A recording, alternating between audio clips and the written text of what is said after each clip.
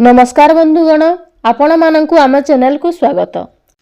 एबे आसिला सुभद्रा योजना को नहीं गोटे बहुत बड़ अपडेट। तेबे अपडेट टी कौन रही जानिबा पूर्वरु वीडियो टी को आरंभ शेष पर्यंत देखंतु। सुभद्रा योजना को नहीं उपमुख्यमंत्री प्रभाती परिड़ा जारी कले आउ एक बड़ घोषणा। एबे एमानंकु मिलिबाकु जाउची सुभद्रा टंका। एहा छडा केउ माने केउ तारीख रे पाइबे जानिबा पूर्वरु वीडियो टी को आरंभ शेष पर्यंत देखंतु। समस्त बंडा महिला को मिलिबा सुभद्रा टंका। मालकानगिरी बंडा घाटी रे उपमुख्यमंत्री प्रभाती परिड़ा बड़ घोषणा। सुभद्रा टंका बंटन नहीं बंडा महिला सह आलोचना कले उपमुख्यमंत्री। से कहिसंती समस्त बंडा महिला को मिलिबा सुभद्रा टंका। सेपटे सुभद्रा योजनार प्रथम किस्तीर चतुर्थ पर्याय टंका को स्थगित रखिचंती सरकार।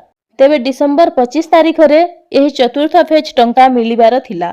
एबे जांच प्रक्रिया सरीबा परे एही टंका केबे मिलिबो ताहा मध्य घोषणा करिवे सरकार।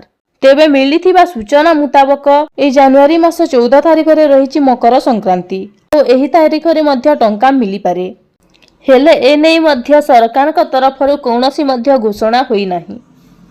ता छडा जानि रखंतु केओएससी जांच थिबा 5,11,000 महिला को आउ एक सुजोग देइछंती सरकार। केओएससी अपडेट होई नथिबारु अटकिछि आवेदन। ओटीपी जरिया रे केओएससी करिथिले बायोमेट्रिक जरिया रे केओएससी करिबाकू अपील करिछंती उपमुख्यमंत्री प्रभाती परिड़ा। तेबे जनसेवा केंद्र रे केओएससी जांच हेबो। जांच सरिले एही चतुर्थ पर्याय रे 20 लाख रो अधिक हिताधिकारी को टंका मिलिबो। तेबे एहीपरि अनेक गुडी इनफॉर्मेटिव वीडियो देखिबा पई आम चैनल को सब्सक्राइब करंतु। धन्यवाद।